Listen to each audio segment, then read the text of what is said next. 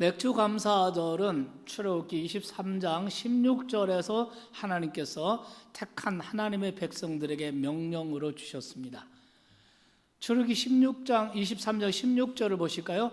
맥추절을 지키라. 이는 내가 수고하여 밭에 뿌린 것에 첫 열매를 거둠이니라. 19절에는 내 토지에서 처음 거둔 열매에 가장 좋은 것을 가져다가 너희 하나님 여호와의 전에 드릴지니라. 이것이 맥추감사절의 정신이에요. 가장 좋은 것, 내 토지에서 거둔 열매, 내 토지, 내가 수고하여 뿌린 밭의 열매, 그 밭, 그것은 우리의 삶의 현장이고 우리의 경제 활동의 모든 영역들입니다. 거기서 거둔 첫 열매 중에 가장 좋은 것을 가져다가 너의 하나님께, 다른 사람의 하나님이 아니라 너의 하나님께 드릴지니라. 아멘.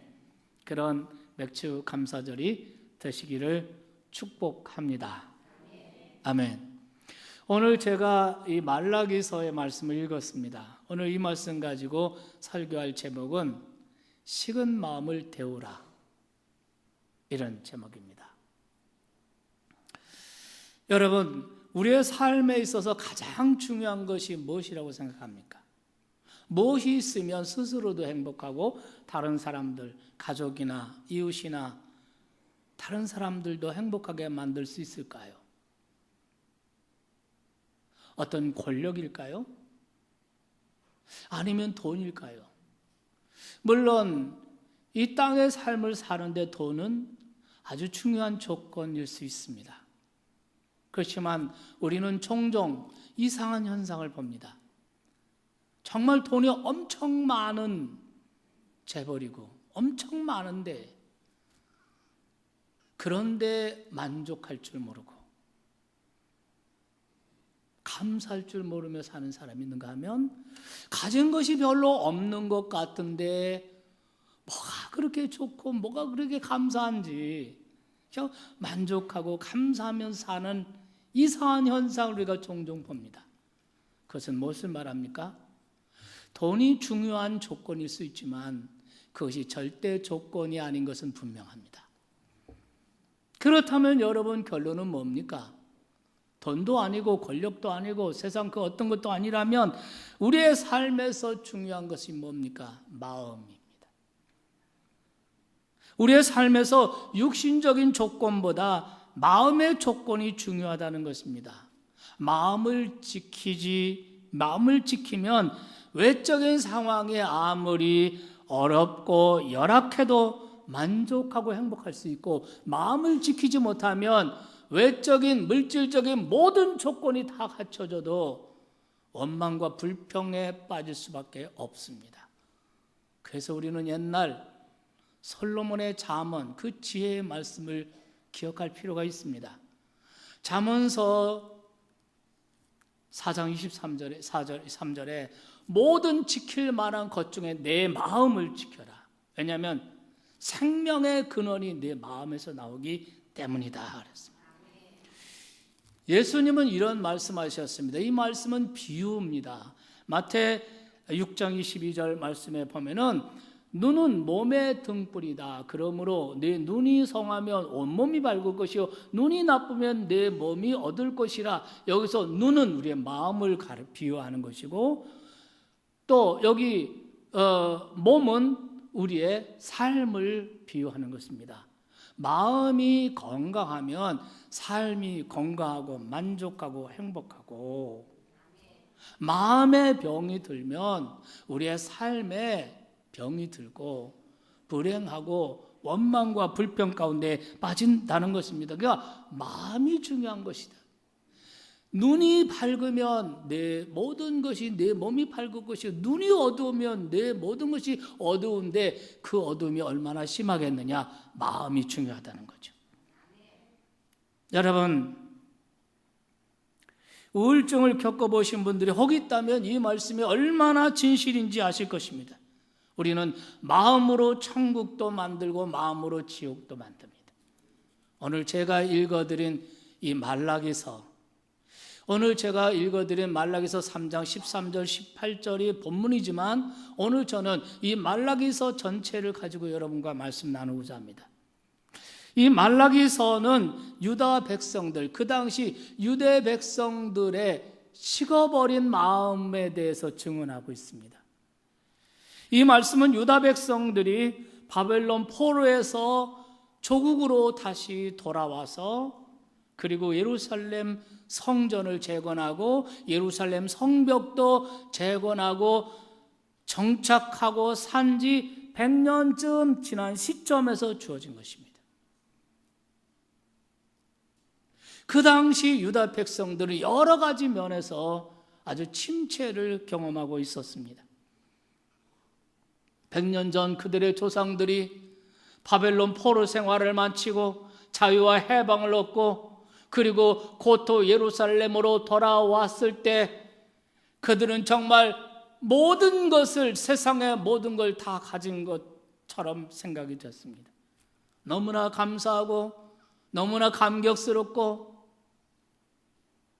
연세가 많이 드신 노인들은 70년 전 포로로 끌려가던 그때를 생생하게 기억하면서 감격의 눈물을 흘리기도 하고,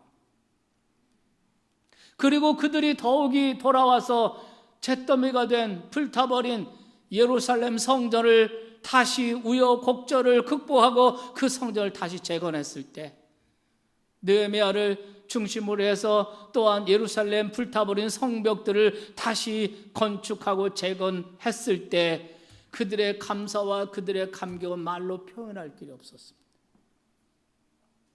그리고 그 후로 약 100년의 세월이 흐릅니다. 100년의 세월이 흐르면서 그들은 감사와 감격과 은혜가 시간이 흐르면서 점점 식어졌습니다. 재건된 스룹바벨 성전, 그 성전은 정말 처음 솔로몬 성전과 비교해서 초라하기 그지없었습니다. 찾아오는 순례객들도 많지 않았습니다. 더 이상 예루살렘은 과거의 영화를 되찾지 못했습니다. 게다가 가진 사람은 억압과 착취로 점점 힘이 써지고 부자가 되고 없는 사람, 힘없는 사람은 가난과 도탄에 빠졌습니다. 그러자 사람들의 마음이 하나님에 대해서 식어졌습니다. 우리의 마음은 때로 좋지 못한 열악한 환경을 이기는 힘도 마음에서 나오지만, 그런데 이 마음이 너무나도 쉽게 환경의 지배를 받아 마음이 식어진다는 것입니다. 유대인들은 이러한 열악한 외적 환경으로 인해 마음이 식어지고 굳어졌습니다. 마음이 식어지면 말과 행동으로 그 증상이 나타나게 마련입니다. 하나님에 대한 마음이 식어지자 그들의 입에서 하나님에 대해서 의심하고 원망하는 말이 쏟아져 나왔습니다. 그래서 1장 2절 말씀에 보면 여호와께서 말씀하십니다. 내가 너희를 사랑한다. 그렇지만 그들의 반응은 뭡니까? 주께서 어떻게 우리를 사랑하셨나이까? 주께서 우리를 사랑하신다는 거라면 우리가 왜 이런 도탄에 빠져야 하는가요? 이렇게 하나님의 사랑을 의심하는 말을 서슴없이 하고 있습니다. 여러분, 왜 그렇게 말하고 왜 그렇게 생각하고 말합니까? 마음이 식어졌기 때문에. 마음이 식으면 그동안 받은 모든 사랑과 은혜를 망각하게 되어 있습니다. 마음이 식으면 가장 먼저 나타나는 증상이 은혜에 대한 망각입니다. 하나님께 대한 은혜도 망각하고 사람에 대한 은혜도 망각하고 다 잊어버립니다. 마음이 식어서 그랬습니다. 그들은 심지어 하나님께 드릴 제사를 준비하면서도 그들은 이렇게 말합니다.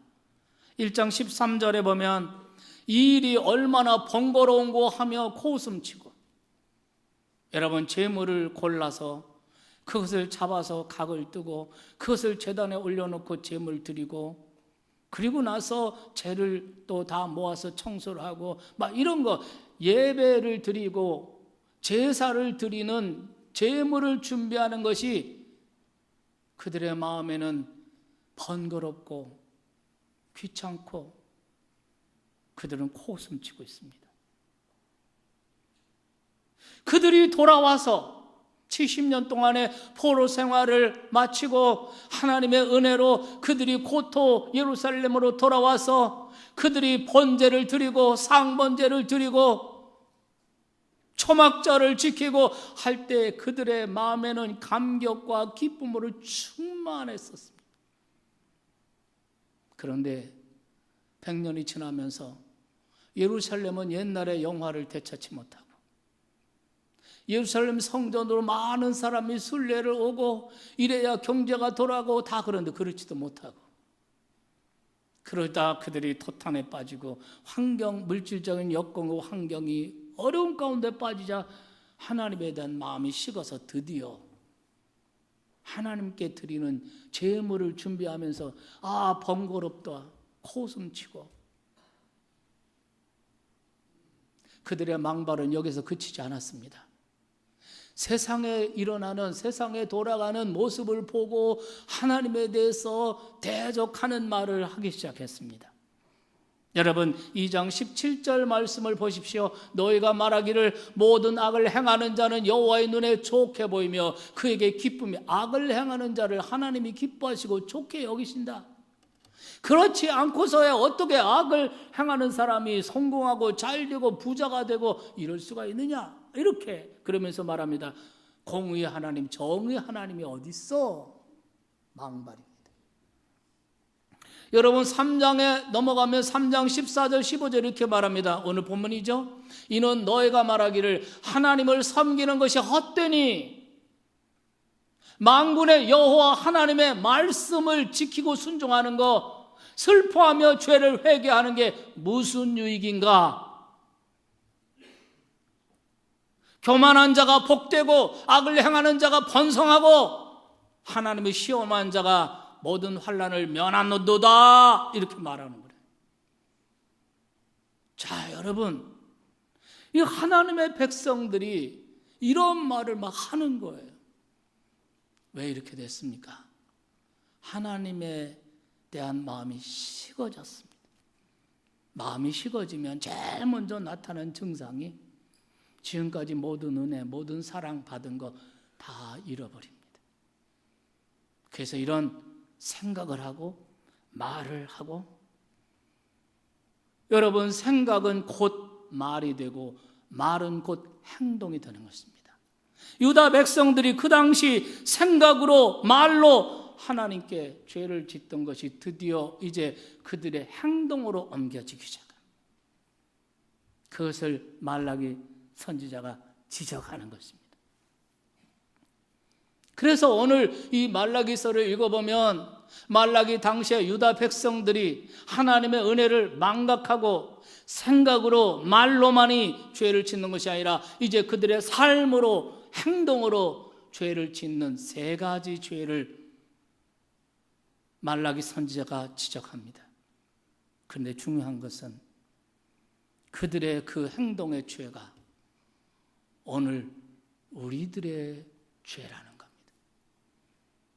첫째, 그들은 제사를 통해 죄를 쌓아가고 있었습니다. 아이러니입니다. 어떻게 이런 일이 일어날 수 있는가? 하나님께 제물을 드리면서 하나님을 예배하면서 죄를 쌓아가고 있다는 겁니다. 어떻게 그런 일이 일어났습니까? 하나님을 실제로 믿지 않으니 제사 드리는 것이 의미가 없어졌어. 그리고 제사 드리는 것이 귀찮아졌어. 그러니 제사에 정성이 들어갈 리가 없죠. 하나님께서는 그런 제사를 드리는 그들에게 하신 말씀을 가만히 보면 그들이 어떤 제사를 드렸는지를 알 수 있습니다. 1장 8절, 너희가 눈먼 희생의 제물을 바치는 것이 어찌 악하지 않으냐? 저는 것, 병든 것 드리는 것 어찌 악하지 않냐? 이제 내가 그것을 너희 총독에게 가서 선물로 줘봐라.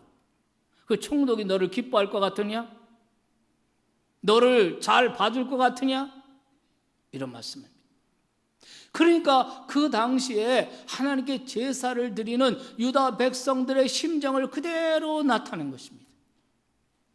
안 드리자니 걸리고 드리자니 아깝고 딱 그 심정입니다.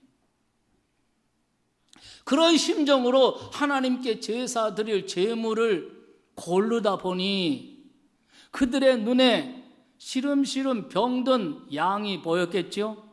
그 순간 그들이 생각했을 겁니다. 어차피 죽을 놈, 죽으면 내다 팔지도 못하고 죽은 고기 먹기도 못하고 그러니 제물로나 쓰자. 이렇게 그들의 이것이 바로 뭐냐면 예배를 드리면서도 죄를 쌓는 거예요. 헌금을 드리면서도 죄를 쌓는 거예요. 그들이 그 행동을 계속하고 있다는 것입니다. 사랑하는 여러분, 여러분이 어느 순간부터 예배 나가는 것이 성가시고 주일날 교회 안 나가자니 마음이 걸리고 나가자니 성가시고 귀찮고 우리 남자들 중에 또 안 나가자니 가정의 평화가 깨질 것 같고 나가자니 귀찮고 이런 모습으로 예배에 나오셨다면 여러분 하나님이 그 예배를 기뻐하실까요? 왜 그런 모습들이 생기는 것입니까? 몸이 피곤해서입니까? 아닙니다. 하나님에 대한 마음이 식은 겁니다. 여러분 오늘 아침에 그 마음을 데우시기 바랍니다. 내 마음을 데우라. 믿으시면 아멘 합시다. 내 마음을 데우라. 식은 마음을 데우라. 여러분 오늘 맥주감사절, 이 맥주감사절 예물 준비하면서 그 맥주감사절을 하나님께 드리면서 그 예물에 여러분의 진정한 감사와 정성이 그 예물에 담겨 있습니까? 혹시 아까운 마음으로 인색한 마음으로 명목상이나 살려서 예물을 준비하지는 않으셨습니까? 여러분의 식은 마음을 데우시기 바랍니다. 옆 사람과 그렇게 말해주세요. 당신의 식은 마음을 데우세요. 예, 보통 얘기 아닙니다. 예, 이 얘기 들으면서 가슴이 뜨끔하신 분도 있어요. 가슴이 뜨끔하신 분은 활짝 깨어나시기를 주의 이름으로 축원합니다. 두 번째, 그들은 사람들과의 관계에서 죄를 쌓고 있었습니다. 여러분, 하나님께 대한 마음이 식어지니까 사람들의 마음들에 대한 마음도 식어진 것입니다. 하나님은 그 예로 결혼의 문제를 거론하십니다. 모세율법에는 유대인들은 이방인과 결혼을 절대 금지합니다. 왜냐하면 하나님의 그 계획이, 구원 계획이 있기 때문에 그래요. 그러나 유대 백성들, 그 당시에 유대 백성들은 그 하나님의 계명 자체를 무시했습니다. 그래서 그들은 자기 아내를 마음대로 버리고 이혼하고, 왜? 더 좋은 여자, 더 좋은 남자, 아니 말 바꾸겠습니다. 더 좋아 보이는 사람과 결혼하기 위해서 아내를 함부로 버린 거예요. 하나님은 이 말라기 선지자를 통해서 그것을 배신이라고 규정합니다. 두 가지 점에서 배신이야. 하나님 앞에 맺은 언약을 깨버렸으니 첫째는 하나님께 대한 배신이고, 두 번째로는 언약을 맺은 그 아내에 대한 배신이라는 것입니다. 왜 이런 일이 일어납니까? 하나님을 우습게 여기니 하나님이 짝지어 주신 아내도 우습게 여기죠. 하나님은 이스라엘 백성들에게 이 말라기 선지자를 통해서 이혼이 정말 엄청나게 많이 일어나던 그 당시 이스라엘 백성들을 향해서 2장 16절에서 이렇게 말합니다. 나는 이혼하는 것과 옷으로 학대를 가리는 자를 미워하노라. 만군의 여호와의 말이니라. 그러므로 너의 심령을 삼가 지켜 거짓을 행하지 말지니라. 이 말이 무슨 말이냐면요, 나는 이혼을 미워한다. 아내를 학대하는 것도 나는 미워한다. 나 만군의 여호와니라. 내 아내를 배신하지 말라. 너의 심령을 삼가 지켜 아내에게 거짓을 행하지 말라는 건 아내를 배신하지 말라는 것입니다.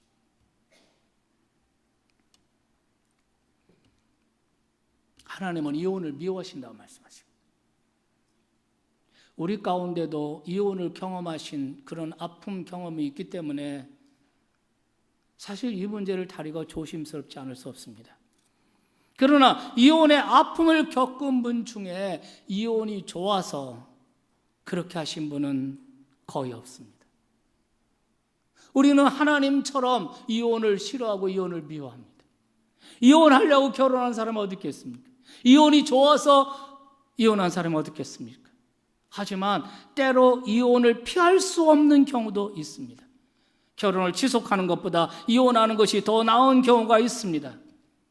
그것을 판단하는 것이 쉽지 않겠지만, 그러나 이혼이 어쩔 수 없이 택해야만 하는 차악일 경우가 있다는 것입니다. 혹은 피해자로서 이혼을 당한 사람도 있습니다. 하나님은 지금 그런 사람들을 정죄하고 그런 사람들을 죄인 취급하는 것이 아닙니다. 반면에 이혼이 죄인 경우가 있어요. 더 좋은, 좋아 보이는 사람과 결혼하기 위해서 이혼한 것이라면 그것은 죄입니다. 외도로 인해 결혼 생활이 파탄났다면, 배우자에 대한 학대와 배우자에 대한 폭행으로 결혼이 파탄냈다면 그 사람은 죄 없다 말할 수 없을 것입니다. 하나님은 지금 그런 이혼을 책망하고 있는 것입니다. 여러분, 왜 배우자에게 폭언을 하고 학대를 하고 폭행을 하고 이런 일들이 일어나는 일이 무엇입니까? 여러분, 하나님에 대한 마음이 식어진 것입니다. 하나님에 대한 마음이 식어지면 하나님이 짝지어 주신 사람, 하나님이 내 삶의 영역에 이웃으로, 친구로, 동료로 붙여준 사람들도 우리가 무시하게 되어 있습니다. 그렇기 때문에 여러분, 우리는 사람을 볼 때 그 사람의 소유, 그 사람의 모습, 그것만 보면 안 됩니다. 그 사람을 만드신 하나님을 봐야 합니다. 우리가 배우자에게 폭언을 하는 것은 그를 만들고 그를 나에게 짝지어 주신 하나님에게 폭언을 하는 것입니다. 아내를 만일에 폭행하는 사람이 있다면 그는 그를 만드신, 아내를 만드신 하나님을 폭행하는 것입니다.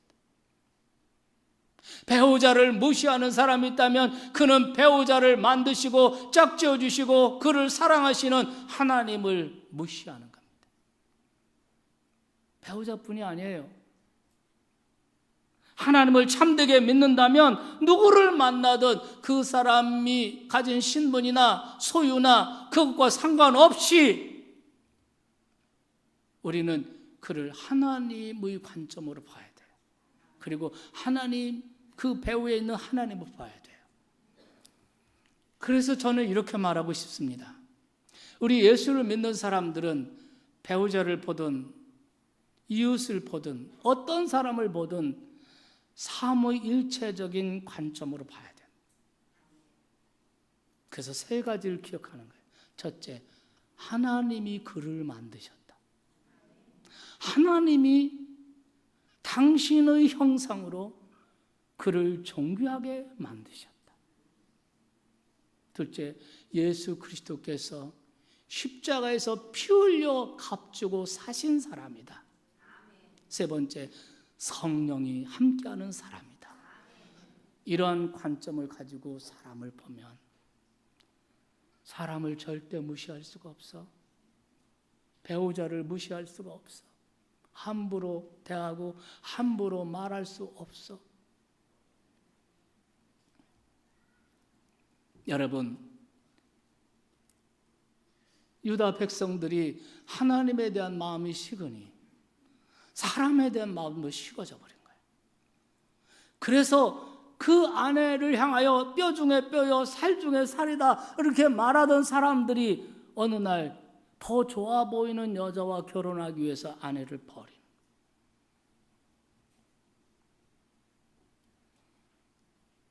그들은 사람들과의 관계 속에서 죄를 쌓고 있었다.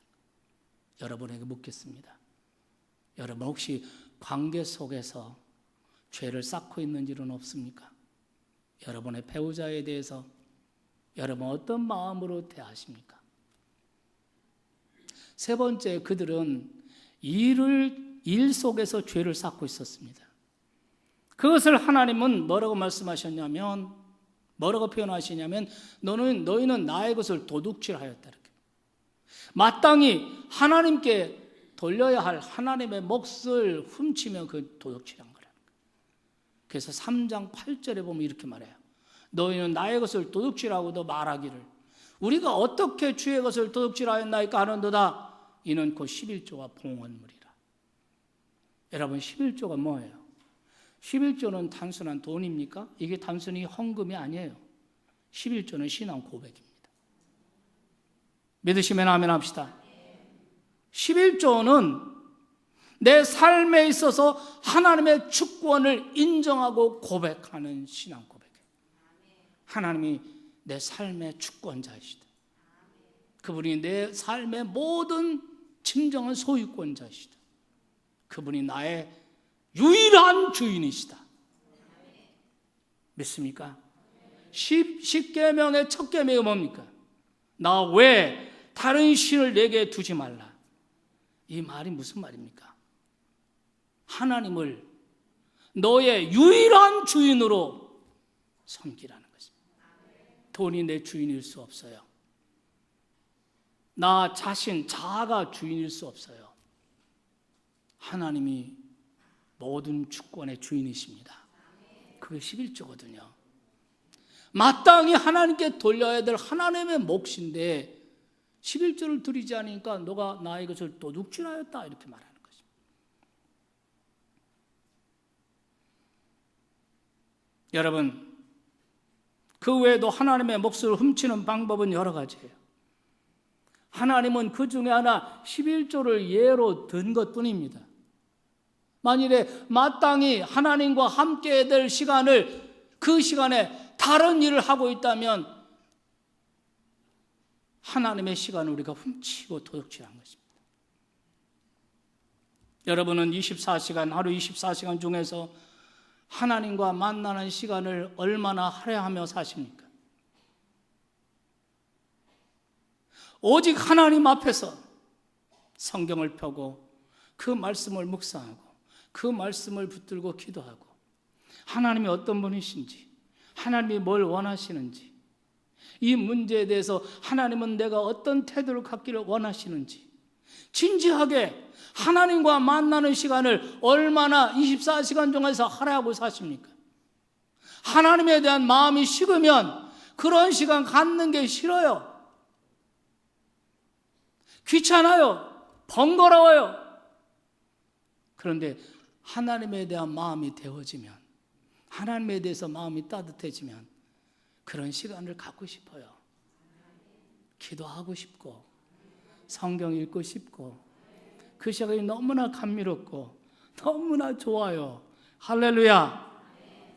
여러분, 나에게 주어진 물질을 나와 내 가족을 위해서만 사용하고 있다면 그것도 하나님의 몫을 훔치는 것입니다. 하나님은 가난한 우리의 이웃들을 기억하라고 말씀하셨습니다. 내가 내 것이라고 내 소유라고 생각하는 것들, 사실은 그것이 내 소유가 아니라 하나님께서 우리에게 맡겨주신 것입니다. 소유권은 하나님께 있습니다. 그러므로 여러분, 우리 자신의 이익, 우리 자신의 욕망만을 위해 사용했으면 안 되는 것입니다. 자기 자신만을 위해서 돈을 사용한다면 물질을, 하나님의 물질, 하나님의 것을 훔치는 것과 마찬가지. 살아가면서 하나님께서는 성령을 통해서 우리 마음을 계속 깨우십니다. 어떤 때는 우리를 거룩한 삶으로 이끄십니다. 때로는 양보하라고 말씀하십니다. 때로는 희생하라고 말씀하십니다.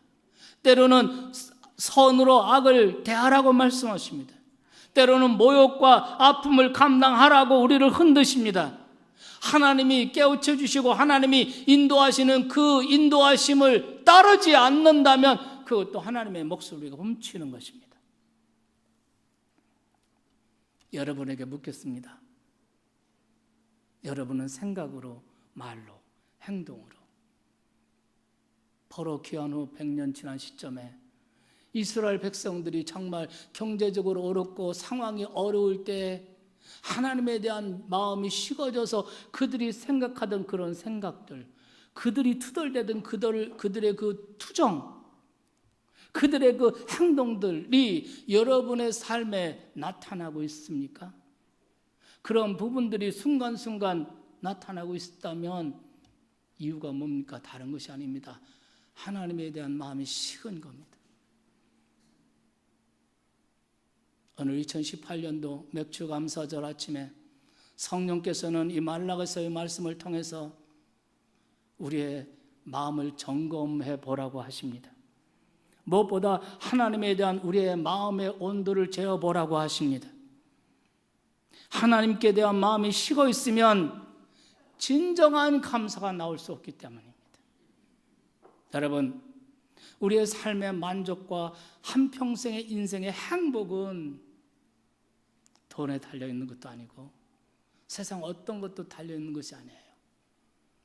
따뜻한 마음, 하나님에 대한 따뜻한 마음, 그 속에서 나오는 감사, 그것이 우리의 삶을 만드는 겁니다.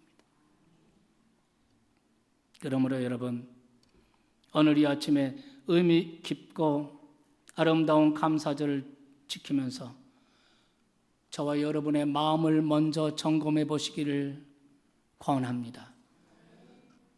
오늘 이 시간 잠잠히 하나님 앞에서 그동안 받은 은혜와 복을 세워보면서 굳은 마음은 녹이고 식은 마음은 데우고 흩어진 마음은 모아서 하나님께 집중하는 여러분이 되기를 축원합니다. 영국의 유명한 기독교 사상가 가운데 G.K. 체스터턴이라는 길버른 키스 체스터턴, 이 사람은 이런 말을 했습니다. 감사는 가장 고상한 사상이며 행복의 기적을 더하는 일입니다. 이렇게 말했습니다. 우리의 삶을 행복하게 하는 데 있어서 가장 중요한 것은 물질적인 환경이 아니라 따뜻한 마음이요, 그 속에서 우러나는 감사입니다. 이 감사의 원리가 매일의 삶에서 작동하면 우리 환경적인 어려움 또는 물질적인 어려움, 이 세상에서의 모든 어려움들을 넉넉히 이기고 승리할 수 있습니다. 그런 마음으로 예배하고 그런 마음으로 사람들을 사랑하고 그런 마음으로 일터에서 일하고, 그것이 바로 천국을 만들어가는 일이에요. 2018년 맥주 감사절 아침에 여러분의 마음 가운데 하나님을 향한 첫사랑이 다시 데워지고 첫사랑이 다시 뜨거워지기를 주님의 이름으로 축원합니다.